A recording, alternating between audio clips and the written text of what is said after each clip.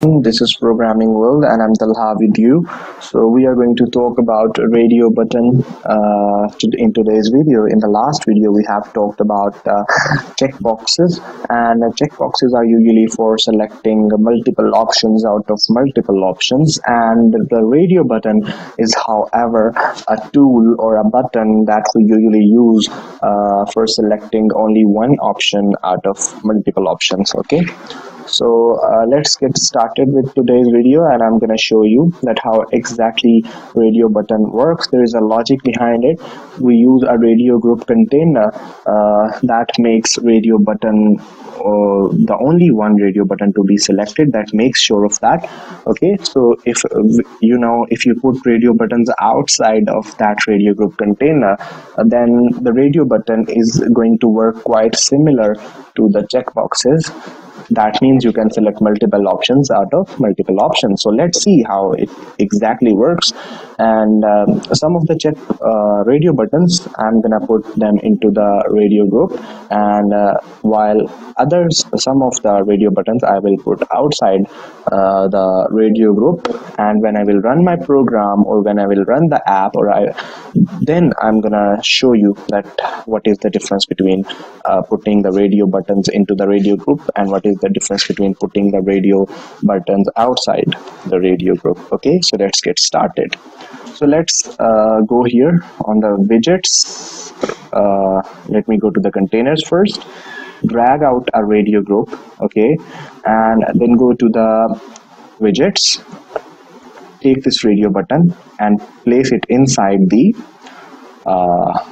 radio group. Okay, so same like that, take another one and then take another one, right? So we have three radio buttons. So let's change the name of the radio button, the text, and let's say I am actually getting genders here. Okay, so from my client or from my customer, I want to know their gender. So what I will do, I will write your female, and let's add another third option, that is others. Okay, all right. So now I need a button for submission of that, and that button will be having effect of this whenever I will select an option. When I will hit the save button or submit button, then the option will be saved. Okay, so now what I'm going to do, I'm going to go to the properties and I'm going to make some changes. This is the layout width. So in spite of match parent, I'm gonna use the wrap content. Okay, so you can see the change here. And for the height, I'm going to do the same. All right, so I will do here wrap content. All right, so there it is. So now I'm going to drag my radio button up here. Okay, and in the properties of my radio group, I am going to change the ID of my radio group, or I am going to select an ID for that, because there is no ID being selected. So I'm going to write here okay, or RG underscore ID. Okay, right. So now, as I have told you, I'm also going to show you the radio buttons which are outside the radio group. Okay, so I'm not going to give them any names. I'm going to let them be their way. Okay, that way. Okay, so now these are the three radio buttons that are necessary for me, and I want them to work out. So now the next step is I'm going to drag a button here, and quickly I'm gonna change the text of the button to submit. Okay, all right, and I'm gonna place it right here, and you can see that automatically it is changing the size of the button with the text. That is not a new thing. Okay, so now I'm going to go to my main activity, and I am going to quickly write my code. Okay, so first of all, I need to define a variable as public static radio group.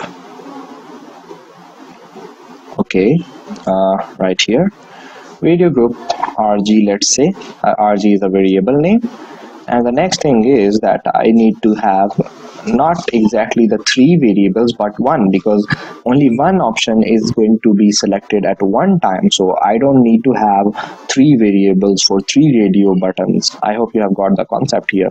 I only need one variable that will be a dynamic kind of variable. Okay, so that variable will take the value and will set it as it will receive. Okay, so let's see how we're gonna do that. Public. Okay, so the radio button, oops, got it. So I'm having a new laptop, so I'm kind of getting familiar with that. So the keypad is not familiar with a lot to me, so that's why I'm making some horrible mistakes here. Okay, so public radio button RB, and the next thing that I'm going to do is public button, okay, and btn, the variable name. Okay, so now I'm going to make a function inside of Android Studio, and that function will be taking the value of radio button, and I will actually kind of print it out whatever will be selected. Okay, so that's what I'm gonna do, but you can do different things as per your requirement. Okay, so let's make a function named as public void function, or public void rb rbfnct. Okay, so rbfnct is a function name. So I'm gonna put the curly braces, and after that, inside of that, what I'm gonna write is I'm gonna use this rg variable. Okay, so rg, what we are gonna do, we are going to typecast our radio group. Okay, and then we are gonna write here find view by id, and inside of that we are gonna write r.id dot the id of the radio button, and that is rgid in my case. So if you want to see what is the id of your radio group, you can go to the activity main xml and select the rgid group from here, and rgid is appearing here. This is the id of your radio group. But if you want to confirm that, you can go to your properties, and you can see from here our id is rgid. Okay, so from here, right? So I hope you can see the id as rgid. Okay, so now do with our button, right? So for that, we'll write here btn is equal to, and we'll typecast it as a button. And after that, what I'm gonna do, I will write the same thing that I have written above, and that is find the view by id, and inside of that I'm going to write r.id dot the button id in my case is here. The id of my button, I can find it from here, and that is button. Okay, so I'm gonna write here button. Okay, so now put the semicolon on, and now the interesting thing comes, and that is about the setting of on click listener. And I will write here btn dot set on click listener. Okay, and inside of that, as all of you know from our couple of previous videos, we are using this new on click listener, and it will automatically generate the rest of the code. And now inside of that, what we are going to do, that we are basically going to use the radio group variable that we have created, and we are going to get an integer selected id.